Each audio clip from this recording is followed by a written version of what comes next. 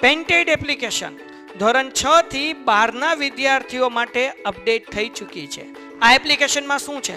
બધા જ વિષયના વિડીયોઝ છે. ગુજરાતની બેસ્ટ ફેકલ્ટી દ્વારા લાઈવ લેક્ચર્સ છે.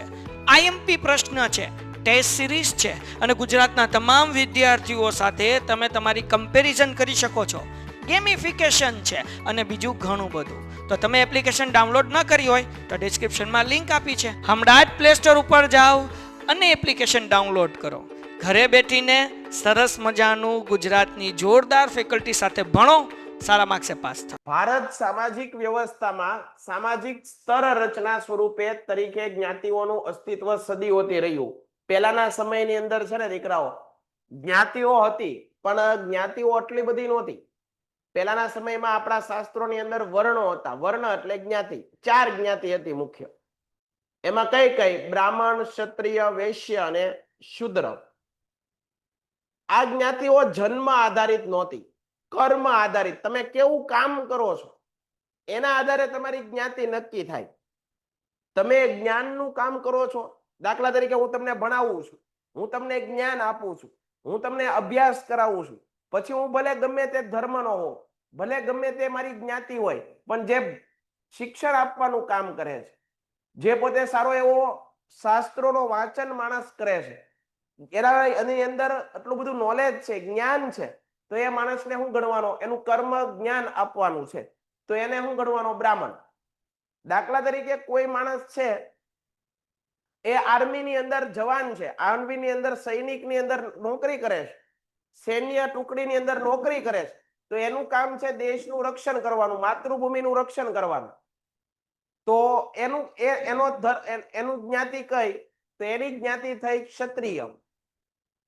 કોઈ માણસ વેપાર કરે છે તો એનું કર્મ થયું વેપાર, તો એની જ્ઞાતિ કઈ? વૈશ્ય.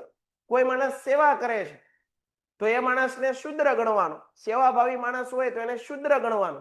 તો આવી રીતે જ્ઞાતિઓ હતી, પણ કેવી રીતે? કર્મ આધારિત, જન્મ આધારિત નહીં. તમે જન્મ કયા કુળમાં જન્મો છો એના આધારે જ્ઞાતિ નક્કી થાય. અત્યારે આપણે જે જ્ઞાતિમાં જન્મ લઈએ એના આધારે જ્ઞાતિ નક્કી થાય. પહેલાના સમયમાં આવું નહોતું. પહેલાના સમયમાં જ્ઞાતિઓ નક્કી થતી, પણ કઈ રીતે નક્કી થતી? કર્મ આધારિત. તમે જે કામ કરો છો એના આધારે નક્કી થાય. તો આ તો સારું કહેવાય.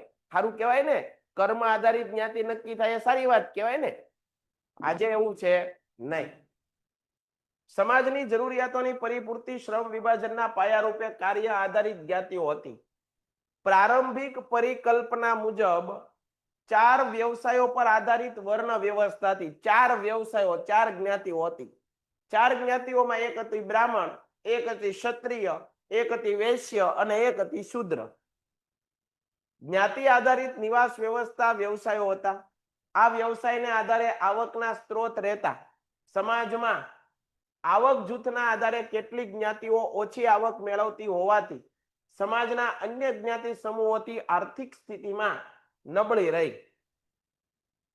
ભારતમાં અંગ્રેજોના શાસનકાળ પહેલાના સમયમાં કેટલીક જાતિઓ અન્ય સમૂહોથી દૂર રહેતી. દાખલા તરીકે જુઓ, આદિવાસી લોકો છે તો જંગલ વિસ્તારમાં રહે, પછાત વર્ગના વિસ્તારની અંદર રહેતા હોય, એ લોકો અને શહેરના લોકો વચ્ચે કેટલો બધો ડિફરન્સ જોવા મળે, કેટલો બધો ભેદભાવ જોવા મળે, કેટલો બધો ફેરફાર જોવા મળે. તો એ અલગ સમૂહોથી અલગ એની રહેણી કહેણી હોય, એનો જીવન હોય, એનો ખોરાક અલગ હોય, એનો પહેરવેશ અલગ હોય, એની ભાષા અલગ હોય, એ અલગ તહેવાર ઉજવતા હોય, સહેલાઈથી પહોંચી ન શકાય તેવા દુર્ગમ જંગલોમાં રહેતા હોય, પહાડી વિસ્તારમાં અલગ અલગ વસવાટ કરતી હોય. આ જાતિઓનું સામાજિક જીવન અને સાંસ્કૃતિક જીવન અન્ય પ્રજા સમૂહથી અલગ હતું. તેઓની પોતાની આગવી સંસ્કૃતિ અને બોલી હતી. તે જાતિના લોકો પણ પેઢી દર પેઢી, હું કીધું પેઢી દર પેઢી અલગ વસવાટ અને એકાકી જીવન વગેરેના કારણે વિકાસ સાધી શક્યા નહીં. પરિણામે તેમની આર્થિક અને સામાજિક સ્થિતિ કેવી થઈ? નબળી પડી. આર્થિક અને સામાજિક સ્થિતિ કેવી પડી? નબળી પડી. યાદ રાખજો. હવે જુઓ, લઘુમતી, નબળા વર્ગો, પછાત વર્ગોના હિતોના રક્ષણ માટે બંધારણીય જોગવાઈ. સમજી લો. પહેલા તો લઘુમતી એટલે શું? દાખલા તરીકે ભારતની અંદર સૌથી વધારે વસ્તી કોની છે? હિન્દુ, પછી મુસ્લિમ લોકો, પછી બૌદ્ધ, પછી જૈન લોકો અને બીજી કેટલી બધી કોમ રહે છે. પણ બીજાની વસ્તી છે બહુમતી નથી, વધારે નથી. તો જેની વસ્તી ઓછી છે એને લઘુમતીમાં લઈ શકાય, એટલે કે બહુમતી નથી તેવો સમુદાય, સમજાય છે? તો આ લઘુમતી છે એમ કહેવાય. પછી પછાત વર્ગ એટલે શું સાહેબ? તો કહેવાય ભારત આઝાદ થયો. ભારત આઝાદ થયો પછી જુદી જુદી જ્ઞાતિઓ, જુદા જુદા ધર્મના લોકોએ વિકાસ કરવાનું શરૂ કર્યું, પોતે આગળ વધવાનો પ્રયત્ન કરવા માંડ્યા. પરંતુ અમુક જ્ઞાતિઓ છે, અમુક સમુદાય છે, અમુક ધર્મના લોકો છે, એ બીજી જ્ઞાતિઓની સરખામણીમાં આગળ વધી શક્યા નહીં, પાછળ રહી ગયા, પછાત રહી ગયા. તો આપણા બંધારણે એવું કર્યું, આપણા બંધારણે એવું કીધું કે ભાઈ દેશ ક્યારે આગળ વધે? જ્યારે બધા આગળ આવે. તો બધી જ્ઞાતિઓ, બધા ધર્મના લોકો એક સાથે આગળ વધે તો આપણો દેશ આગળ વધે, બાકી એમનામ વધે નહીં. તો આપણા બંધારણની અંદર એવી જોગવાઈ કરવામાં આવી, એવા નિયમો મૂકવામાં આવ્યા કે જેથી કરીને આ જે પછાત વર્ગ રહ્યા છે, જે પાછળ રહી ગયા છે, એને આપણે કંઈક આગળ લાવવા માટે પ્રયત્ન કરીએ, એ આપણી સાથે આવી જાય એવા પ્રયત્ન કરો. તો બંધારણની અંદર અનામતની જોગવાઈ કરવામાં આવી. અનામત એટલે શું? દાખલા તરીકે કોઈ જગ્યાએ તમે એડમિશન લેવા જાઓ તો તમને ખબર હોય આ જ્ઞાતિને આટલું ટકા અનામત છે, આ ધર્મના લોકોને આટલા ટકા અનામત છે, બરોબર છે? તો એને શું કહેવાય છે? એ પછાત વર્ગના લોકોને બીજી જ્ઞાતિઓની સરખામણીમાં લાવવા માટેના પ્રયત્નો છે. આ બંધારણમાં હતું, આપણા બંધારણની જોગવાઈ હતી કે ભાઈ બધા લોકો સાથે મળીને આગળ વધે.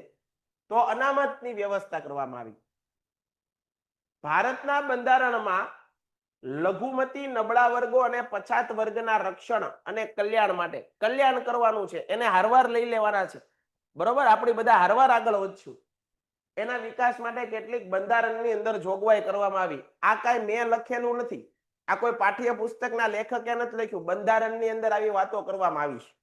આપણો કાનૂન, આપણો કાયદો, આપણો દસ્તાવેજમાં કીધું છે આ બધી વસ્તુ. આપણું જે કોન્સ્ટિટ્યુશન છે, આપણું બંધારણ છે, એમાં વાત કરવામાં આવી છે. તો આ વસ્તુ તમને ખબર હોવી જોઈએ. બંધારણની અંદર જે વાત કરવામાં આવેલી હોય એ બધી પાકી હોય. બંધારણની અંદર જે વાત કરવામાં આવી એ હોય 100% સાચી, બરોબર છે? બંધારણ થી જ દેશ હાલે. ભારતનું બંધારણ ભારતના તમામ નાગરિકોને, સાંભળજો, ભારતનું બંધારણ ભારતના તમામ નાગરિકોને સામાજિક, આર્થિક અને રાજકીય ન્યાય આપે છે. એનો મતલબ તમે જ્યારે ન્યાય લેવા જાઓ ત્યારે કોઈ તમારી સાથે ભેદભાવ કરી શકે નહીં. તું આ જ્ઞાતિનો છો, તું આ ધર્મનો છો, તું આ લિંગ ધરાવે છો, તું ઝૂંપડામાં રહે છો, તું બંગલામાં રહે છો, તમારી સાથે કોઈ ભેદભાવ કરી શકે નહીં, આવું બંધારણ કહે છે, બરાબર? અને કોઈ ભેદભાવ કરે તો તમારે કહેવાનું કે બંધારણમાં એવી જોગવાઈ કરવામાં આવી છે કે તમે કોઈ વ્યક્તિ સાથે ધર્મ, લિંગ, જાતિ, જન્મસ્થાનના આધારે અન્યારે ભેદભાવ કરી શકો નહીં, બધાને સરખો ન્યાય મળવો જોઈએ. ભારતના બંધારણમાં જણાવ્યા મુજબ જાતિ, જ્ઞાતિ, ધર્મ, ભાષા, લિંગના આધારે કોઈ પણ પ્રકારનો ભેદભાવ રાખવામાં નહીં આવે. દરેક વ્યક્તિને સમાન તક અને સમાન દરજ્જો પ્રાપ્ત થાય તેનો પણ બંધારણમાં ઉલ્લેખ છે.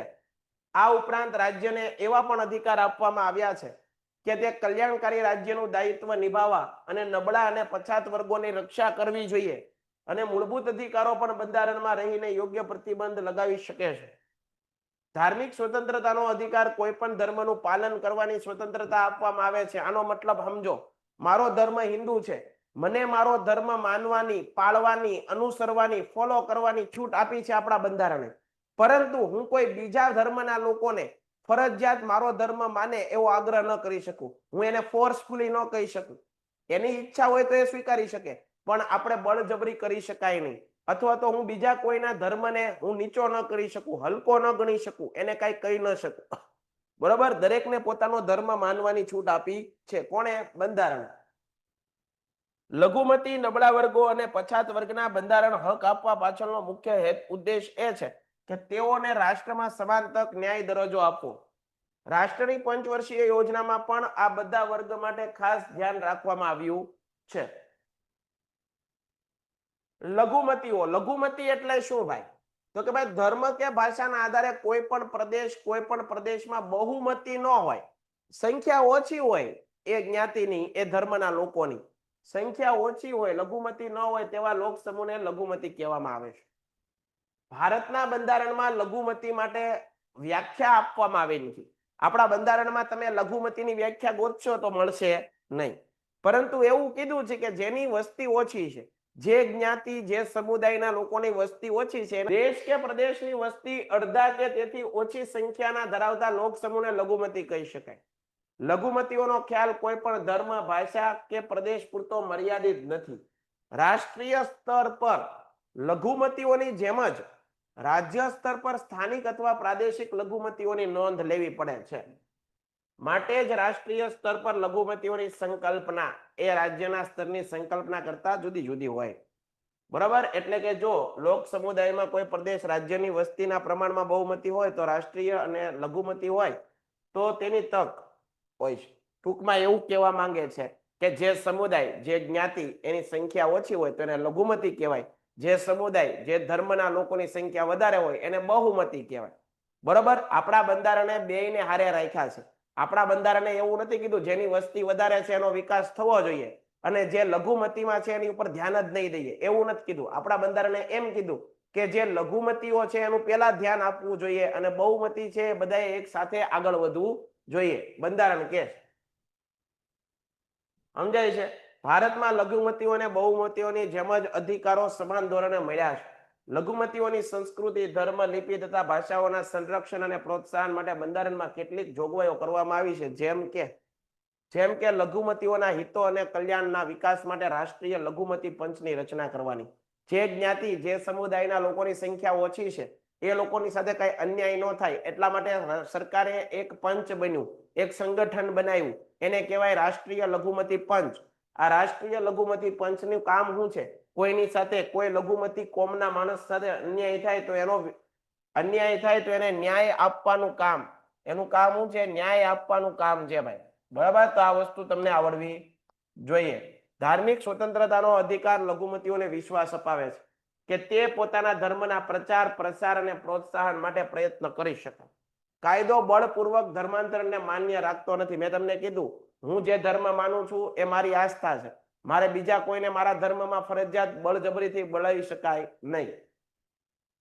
સરકારી સહાય લેતી કોઈ પણ શિક્ષણ સંસ્થામાં ધાર્મિક શિક્ષણ ન અપાય. હવે એમ કહો કે ભાઈ મને મારો ધર્મ વાલો હોય તો હું તમને બધાને મારા ધર્મના જ ગુણગાન ગાયે રાખું, તમને બધાને મારા ધર્મ વિશે જોડાવાનો પ્રયત્ન કરવા માંડું, તો આવું કાંઈ કરી શકાય નહીં. બધાને ધર્મ હારા જ હોય. દરેક ધર્મને માન આપવું પડે. મારે તમને બધા વિશે હારી હારી વાતો કહેવી પડે. બરોબર? એવું કહેવામાં આવ્યું છે. તમામ ધાર્મિક સમુદાયને તેના ધર્મના વ્યવસ્થાપન અને ધાર્મિક કાર્ય માટે સંપત્તિ મેળવવાની દેખરેખ રાખવાનો અધિકાર છે. સાંસ્કૃતિક અને શૈક્ષણિક અધિકાર દ્વારા લઘુમતીઓ પોતાની લિપિ, સંસ્કૃતિઓનું રક્ષણ કરી શકે. સરકારી સહાય મેળવતી કોઈ પણ સંસ્થામાં ધર્મ, વંશ, જાતિ, વર્ણના આધારે જાહેર જગ્યાએ તમને કોઈ પણ વ્યક્તિ ધર્મ, લિંગ, જાતિ, જન્મસ્થાનના આધારે તમારી સાથે ભેદભાવ નહીં કરી શકે. તમને કોઈ પણ જાહેર સ્થળોએ જવા રોકી નહીં શકે. આવું બંધારણ કહે છે. હવે અનુસૂચિત જાતિ અને અનુસૂચિત જનજાતિ તમારા માટે મોસ્ટ આઈએમપી પરીક્ષામાં પૂછાય. અનુસૂચિત જાતિ એટલે શું? અનુસૂચિત જનજાતિ એટલે શું? આપણી ભાષામાં કહીએ તો એસસી અને એસટી, શેડ્યુઅલ ટ્રાઇબ્સ અને શેડ્યુઅલ ટ્રાઇબ્સ. બરાબર છે? એસસી અને એસટી, અનુસૂચિત જાતિ અને અનુસૂચિત જનજાતિની આપણા બંધારણની અંદર વ્યાખ્યા છે જ નહીં. વ્યાખ્યા નથી લખવામાં આવી. અનુસૂચિત જાતિ, અનુસૂચિત જનજાતિ, લઘુમતીઓની પણ વ્યાખ્યા નથી લખવામાં આવી અને અનુસૂચિત જાતિ, એસસી, એસટી, ઓબીસી ની પણ લખવામાં આવી નથી. પણ આવી નથી. સંબંધિત રાજ્યના રાજ્યપાલની સલાહથી અનુસૂચિત જાતિ અથવા અનુસૂચિત જનજાતિ નક્કી કોણ કરે? તો જે તે રાજ્યના રાજ્યપાલ ની સલાહથી રાષ્ટ્રપતિ નક્કી કરે. કોઈ જ્ઞાતિને અનુસૂચિત જાતિ કે અનુસૂચિત જનજાતિ નક્કી કરવી કે કેમ, એ નક્કી કોણ કરે? તો એ રાજ્યપાલની સલાહથી. રાજ્યપાલ સલાહ આપે અને રાષ્ટ્રપતિ નક્કી કરે અને એને અનુસૂચિત જાતિ કે અનુસૂચિત જનજાતિ નક્કી કરવામાં આવે. હવે જુઓ, વ્યાખ્યા તો આપી નથી બંધારણમાં. કેટલીક જ્ઞાતિઓનું શોષણ અટકાવવા, તેમની સામેના અન્યાયને દૂર કરવા, સમાનતા અને ભાતૃભાવથી તેમનામાં રહેલી સંકુચિતતા દૂર કરવા, તેનો સામાજિક, આર્થિક, શૈક્ષણિક વિકાસ થાય તે હેતુથી ભારતના બંધારણમાં કેટલીક વિશિષ્ટ જોગવાઈ કરવામાં આવી. બંધારણની કલમ નંબર 341, આપણા બંધારણની અંદર કલમો છે. એ કલમની અંદર બંધારણનું પુસ્તક કાઢો અને 341મી કલમ જુઓ એટલે એમાં ઘણી બધી જ્ઞાતિઓનું લિસ્ટ આપેલું છે. તમારે એમ સમજવાનું કે 341ની કલમની અંદર જેટલી પણ જ્ઞાતિઓ આપી છે એ બધી જ્ઞાતિઓ કેવી છે? અનુસૂચિત જાતિ છે. અહીંયા ચોખ્ખું કીધું, જો બંધારણની કલમ 341ની અંદર જેટલી પણ જ્ઞાતિઓનો સમાવેશ થયો છે એ બધી જ્ઞાતિઓ, સમાવિષ્ટ જ્ઞાતિઓને શું કહેવાય છે? અનુસૂચિત જાતિ. જ્યારે બંધારણની અંદર જેટલી પણ 342ની અંદર જેટલી જ્ઞાતિઓનો ઉલ્લેખ થયેલો છે એ બધી જ્ઞાતિઓને અનુસૂચિત જનજાતિઓ તરીકે ઓળખવામાં આવે છે. અનુસૂચિત જનજાતિઓમાં એવા લોકોનો સમાવેશ કરવામાં આવે છે કે જેઓ મોટા ભાગે જંગલ કે પહાડ વિસ્તારમાં રહેતા હોય, જે લોકો આપણા સમાજથી ઘણા બધા દૂર છે, જે એટલા બધા શિક્ષિત નથી, પછાત છે બચારા, બરોબર, રોજીરોટી કમાઈ રહ્યા છે, એવા લોકોને આગળ વધારવા માટે વિસ્તારમાં રહે છે, વિશિષ્ટ ભૌગોલિક સ્થિતિ નિવાસ કરે અને બીજા કરતા અલગ સામાજિક અને સાંસ્કૃતિક જીવન ધરાવે છે. સામાન્ય લોકો કરતા આર્થિક અને શૈક્ષણિક રીતે કેવા છે? પાછળ છે. આર્થિક રીતે પણ પાછળ અને શૈક્ષણિક રીતે પણ. બંધારણીય જોગવાઈ, ભારતીય બંધારણની જોગવાઈ, તો આપણા બંધારણમાં અનુસૂચિત જાતિઓ અને અનુસૂચિત જનજાતિઓના વિકાસ, અનુસૂચિત જનજાતિઓના વિકાસ અને કલ્યાણ માટે કેટલીક જોગવાઈઓ કરવામાં આવી છે જે નીચે મુજબ છે. કઈ કઈ જોગવાઈઓ કરવામાં આવી છે? બંધારણમાં પરીક્ષામાં પૂછાય, બંધારણમાં કરેલી જોગવાઈઓ. પહેલું જુઓ, બંધારણનો કલમ 15. મેં 9મા ધોરણમાં આવું ભણાવેલું. બંધારણની અંદર કેટલી કલમો છે? બંધારણનો અનુચ્છેદ, બંધારણનો કલમ, બંધારણનો અનુચ્છેદ 15, આર્ટિકલ 15 એવું કહે છે. બંધારણની કલમ 15 એવું કહે છે, સાંભળજો, બંધારણની કલમ 15 એવું કહે છે કે શું કહે છે? બંધારણની કલમ શું કહે છે? 15 યાદ રાખજો. તો બંધારણની કલમ 15 કહે છે કે કોઈ પણ વ્યક્તિને ધર્મ, લિંગ, જાતિ, જન્મસ્થાનના આધારે કોઈ પણ જાહેર પબ્લિક પ્લેસ, કોઈ પણ જાહેર જગ્યા ઉપર તમે એને પ્રવેશવા પર રોકી શકો નહીં. તમને જો કોઈ રોકે અને તમારી જ્ઞાતિ પૂછે. પેન્ટેડ એપ્લિકેશન ધોરણ 6 થી 12ના વિદ્યાર્થીઓ માટે અપડેટ થઈ ચૂકી છે. આ એપ્લિકેશનમાં શું છે? બધા જ વિષયના વિડીયોઝ છે. ગુજરાતની બેસ્ટ ફેકલ્ટી દ્વારા લાઈવ લેક્ચર્સ છે, આઈએમપી પ્રશ્ન છે, ટેસ્ટ સિરીઝ છે અને ગુજરાતના તમામ વિદ્યાર્થીઓ સાથે તમે તમારી કમ્પેરિઝન કરી શકો છો. ગેમિફિકેશન છે અને બીજું ઘણું બધું. તો તમે એપ્લિકેશન ડાઉનલોડ ન કરી હોય તો ડિસ્ક્રિપ્શનમાં લિંક આપી છે, હમણાં જ પ્લે સ્ટોર ઉપર જાઓ અને એપ્લિકેશન ડાઉનલોડ કરો. ઘરે બેઠીને સરસ મજાનું ગુજરાતની જોરદાર ફેકલ્ટી સાથે ભણો, સારા માર્ક્સે પાસ થાઓ. તું કઈ જ્ઞાતિનો છો? તારે અહીંયા નો અવાય. બસ સ્ટેન્ડ છે તો બસ સ્ટેન્ડ જાહેર છે, ના ગમે તે આવી શકે, કોઈ પણ ધર્મનો માણસ આવી શકે, બરોબર. રેલવે સ્ટેશન છે તો બધા માટે છે. હવે ત્યાં તમને કોઈ એમ પૂછે તું કઈ જ્ઞાતિનો છો, તો તમારે કહેવાનું બંધારણનો અનુચ્છેદ 15 એવું કહે છે કોઈ પણ વ્યક્તિને ધર્મ, લિંગ, જાતિ, જન્મસ્થાનના આધારે કોઈ પણ જાહેર જગ્યાએ તમે પ્રવેશવા પર રોકી શકો નહીં. આવું બંધારણ કહે છે. આના ઉપર તો એક મૂવી આવી ગયું, આર્ટિકલ 15, અક્ષય કુમારનું, જોવા જેવું પિક્ચર છે, બરાબર. આ કલમ બંધારણમાં છે, મેં નથી લખી. આર્ટિકલ 29, કલમ નંબર 29 શું કહે છે? ભારતના કોઈ પણ પ્રદેશમાં કોઈ પણ વસતા નાગરિકો જો પોતાની અલગ ભાષા ધરાવતો હોય, એની લિપિ જુદી હોય, લખાણ જુદું હોય, એ અલગ ભાષા બોલતો હોય, એ અલગ રીતે જીવન જીવતો હોય, તો એને તમે રોકી શકો નહીં. એને એનું જીવન જીવવાની છૂટ આપવામાં આવે છે. ભલે એ અલગ જ્ઞાતિ છે, ભલે એ અલગ ભાષા બોલે છે, ભલે એની રૂઢિ, એની સંસ્કૃતિ, રહેણી કહેણી બધું જુદું છે, છતાં આપણા બંધારણે નાનામાં નાના માણસની ચિંતા કરી છે, નાનામાં નાના માણસની વાત કરી છે કે ભાઈ એને એની રીતે જીવવા દેવાનો હક છે. ભલે જીવતો, એને તમે રોકી શકો નહીં, બરોબર. હવે જુઓ ખાસ જોગવાઈ, રાજનીતિના માર્ગદર્શક સિદ્ધાંતોની કલમ 46 અનુસાર રાજ્યની પ્રજાના પછાત વિભાગો અને ખાસ કરીને અનુસૂચિત જાતિ અને અનુસૂચિત જનજાતિઓની કેળવણી વિષયક આર્થિક લાભો જળવાય તે માટે રાજ્યએ ખાસ પગલાં લેવા પડશે. સામાજિક અન્યાય અને કોઈ પણ પ્રકારના શોષણ સામે તેનું રક્ષણ કરશે. આર્ટિકલ 16 ની પેટા કલમ 4, રાજ્ય હસ્તકની, આને પેટા કલમ કહેવાય, બરાબર. હસ્તકની નોકરીઓમાં અમુક વર્ગોનું પ્રતિનિધિત્વ જળાયું નથી. બરોબર, જળવાયું નથી એમ રાજ્યને લાગે તો તેમના માટે જગ્યાઓ અથવા નિમણૂકો અનામત રાખવાની જોગવાઈ કરવાનો રાજ્યને અધિકાર રહેશે.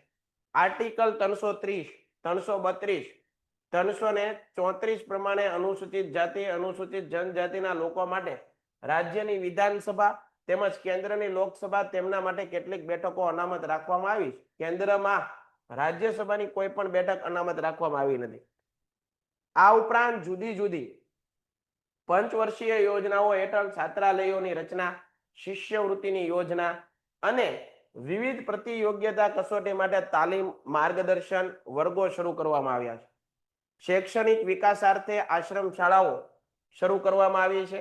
સરકારી નોકરીઓમાં જાતિના ઉમેદવાર માટે ઉંમર, ફી, લાયકાત, વધુ ધોરણ કેટલીક છૂટછાટ જેટલી છૂટછાટ આપવામાં આવી છે. ડોક્ટર બાબા સાહેબ આંબેડકર સંસ્થા દ્વારા આંબેડકર રાષ્ટ્રીય પુરસ્કાર વ્યક્તિ સંસ્થાનોને આપવામાં આવે છે.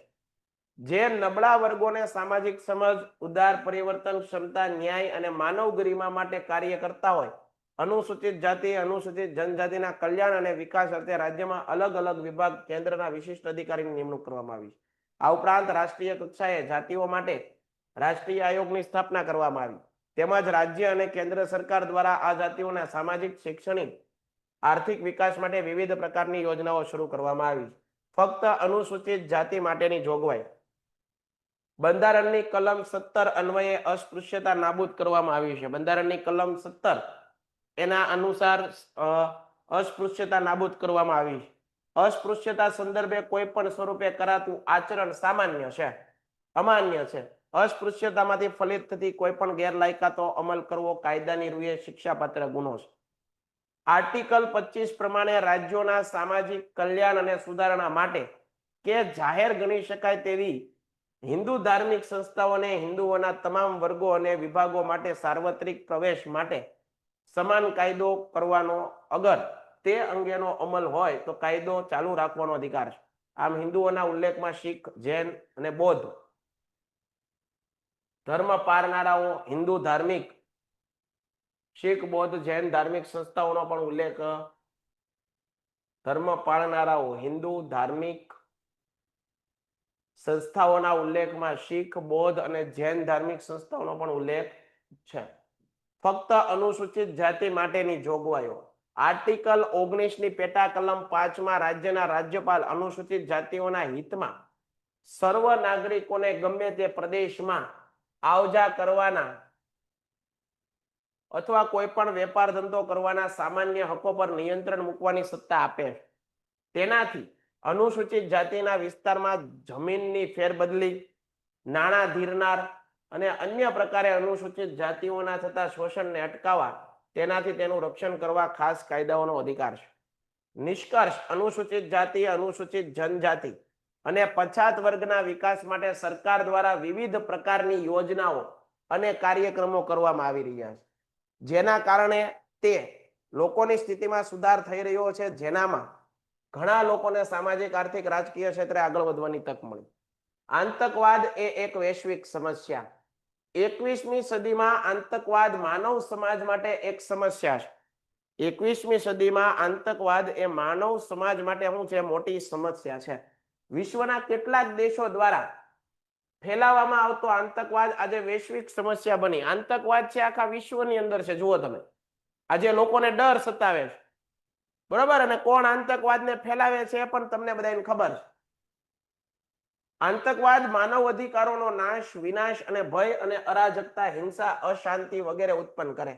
આમ તો આતંકવાદનો કોઈ ધર્મ કે કોઈ સંપ્રદાય હોતો નથી. આતંકવાદી પ્રવૃત્તિઓ કરે એ નિર્દોષ લોકોને મારી નાખે, નાના નાના માસૂમ બાળકોને મારી નાખે છે, બરોબર? સમાજની અંદર કોઈ પણને હેરાન કરે છે, અપહરણ કરે છે, ભ્રષ્ટાચાર કરાવે છે, ન કરવાના બધા કામ કરે છે. તો એનો કોઈ ધર્મ નથી, એનો કોઈ મઝહબ નથી હોતો, બરાબર? કોઈ પણ ધર્મની અંદર આવી વાતો કરવામાં આવી છે? નથી કરવામાં આવી, છતાં આ લોકો કરે છે. આમ છતાં આતંકવાદીઓ ધર્મ સાથે જોડી દેવા, બરોબર, કોઈ પણ સંપ્રદાય સાથે એનો સંબંધ નથી, આમ છતાં આતંકવાદીઓ આતંકવાદને ધર્મ સાથે જોડી દેવાનું કાયરતાપૂર્ણ, ઘૃણાસ્પદ કાર્ય કરતા હોય. આતંકવાદ કોઈ પણ રાષ્ટ્રના વિકાસ માટે અવરોધરૂપ પરિબળ છે. આતંકવાદ હિંસા સંબંધિત એક વિચાર છે અને જે પ્રકૃતિના સિદ્ધાંત જીવો અને જીવવાદોનું ઉલ્લંઘન કરે છે, કોઈને ઝકેથી જીવવા નથી દેવા માંગતા, આવી પ્રવૃત્તિઓ કરતા હોય તે. આતંકવાદ એ કેટલાક ગણ્યાગાંઠા લોકો દ્વારા સંગઠિત, આયોજિત, જાણી જોઈને કરવામાં આવેલું અનૈતિક હિંસાત્મક કૃત્ય છે. આત્મઘાતી હુમલાઓ કરવા, બોમ્બ ફેંકવા, હથિયારો સંતાડવા અને તેનો ઉપયોગ કરવો, અપહરણ કરવું, વિમાનોને હાઈજેક કરી લેવા, નાણાં પડાવવા, માદક દ્રવ્યોની હેરફેર કરવી વગેરે હિંસાત્મક પ્રવૃત્તિઓ આતંકવાદીઓ કરતા હોય છે. ભારતમાં બળવાખોરી અને આતંકવાદ, તમને તફાવત પૂછાય, બળવાખોરી એટલે શું ને આતંકવાદ એટલે? સીધી ભાષામાં કહું, આપણે રાજ્યની અંદર જે લોકો છે, સરકારથી વિરોધ હોય, સરકાર આને કઈક વાંધો હોય અને આપણે કેમ વિરોધ કરીએ તો એને બળવાખોરી કહેવાય. એ બળવાખોરી ખાલી રાજ્ય પૂરતી હોય, એ આખા વિશ્વમાં હોય નહીં, પરંતુ આતંકવાદ આખા વિશ્વમાં છે. બરોબર? જુઓ, અહીંયા કીધું બળવાખોરી જે તે રાષ્ટ્રની સમસ્યા છે, જે તે રાજ્યની સમસ્યા, તે પોતાની સરકાર વિરુદ્ધ લોકો દ્વારા વિરોધ છે, તે સ્થાનિક લોકોના સહકારથી ચાલતું હોય. બળવાખોરી પ્રભાવિત રાજ્ય કે પ્રદેશનો વિકાસ અટકી જાય. અને આતંકવાદ એ વૈશ્વિક સમસ્યા છે, તે પોતાની અથવા અન્ય દેશની વિરુદ્ધ હોય છે, આંતરરાષ્ટ્રીય ફલક ધરાવે. તેને સ્થાનિક લોકોના સહકાર મળે તે ખરો અને ન મળી શકે. આતંકવાદ પ્રભાવિત રાષ્ટ્રનો વિકાસ અટકી જાય છે. બરોબર છે? હવે હું તમને પૂછી લઉં, તમારા કોઈને પ્રશ્ન હોય મને કયો. સ્વતંત્રતાને લગતી, એનો મતલબ શું થયો? આ અંતર્ગત કોઈ પણ વ્યક્તિ કોઈ ધર્મ માની શકે, પાળી શકે, અનુસરી શકે, પરંતુ બીજા લોકોને હેરાન ન કરી શકે, પોતાનો બળજબરીપૂર્વક પોતાનો ધર્મ મનાવી ન શકે. બીજું, ધર્મની બાબતમાં તમને કરમાંથી મુક્તિ, એટલે કે તમારે કોઈ પણ ધર્મનો પ્રચાર કરો તો તમારે એના ઉપર ટેક્સ લગાડવો પડે નહીં, ટેક્સ દેવો પડે નહીં. બરોબર? તમે કોઈ પણ ધાર્મિક સંગઠન રચવાની તમને છૂટ આપે, કોણ? બંધારણ. આવું કીધું છે. આમાં શીખ અને બૌદ્ધ ધર્મનો કોઈ ઉલ્લેખ છે નહીં. 25 થી 28 નંબરની કલમ, ભાઈ તું કે છો એમાં, આમાં કાંઈ 25માં કલમમાં કે 28 કલમમાં કોઈ જગ્યાએ બૌદ્ધ ધર્મ, શીખ ધર્મ એવું નથી કીધું. ડન છે? હોઈએ છીએ. અને એની અંદર હું તમને ધોરણ 10 ના વિદ્યાર્થીઓને સમાજની અંદર જે આઈએમપી પ્રશ્ન હોય ને, ગમે એ એક પ્રશ્ન ભણાવું છું. આજે તો 4 પ્રશ્ન ભણાવ્યા હતા. અડધી કલાકનો લેક્ચર આપણે હોય, 6 થી 6:30 લાઈવ આવીએ છીએ યુટ્યુબમાં. તો તમારા મિત્રો હોય તો એને પણ લિંક શેર કરજો, જેથી કરીને એને કંઈક ફાયદો થાય. બરોબર? તમને ખબર જ છે આપણે કઈ રીતે ભણાવીએ છીએ. એમાં ખાલી આઈએમપી પ્રશ્નોની ચર્ચા કરવાની છે. એક એક પ્રશ્ન હું અગત્યનો હશે એ જ ભણાવીશ, બીજું કાંઈ નહીં. તો ફરી પાછા મળીએ છીએ બીજા લેક્ચરમાં કાલે. ત્યાં સુધી બધાને જય હિન્દ, જય ભારત, ધન્યવાદ. પેન્ટેડ એપ્લિકેશન ધોરણ 6 થી 12ના વિદ્યાર્થીઓ માટે અપડેટ થઈ ચૂકી છે. આ એપ્લિકેશનમાં શું છે? બધા જ વિષયના વિડીયોઝ છે. ગુજરાતની બેસ્ટ ફેકલ્ટી દ્વારા લાઈવ લેક્ચર્સ છે. આઈએમપી પ્રશ્ન છે, ટેસ્ટ સિરીઝ છે, અને ગુજરાતના તમામ વિદ્યાર્થીઓ સાથે તમે તમારી કમ્પેરિઝન કરી શકો છો. ગેમિફિકેશન છે અને બીજું ઘણું બધું. તો તમે એપ્લિકેશન ડાઉનલોડ ન કરી હોય તો ડિસ્ક્રિપ્શનમાં લિંક આપી છે. હમણાં જ પ્લે સ્ટોર ઉપર જાઓ અને એપ્લિકેશન ડાઉનલોડ કરો. ઘરે બેઠીને સરસ મજાનું ગુજરાતની જોરદાર ફેકલ્ટી સાથે ભણો, સારા માર્ક્સે પાસ થાઓ.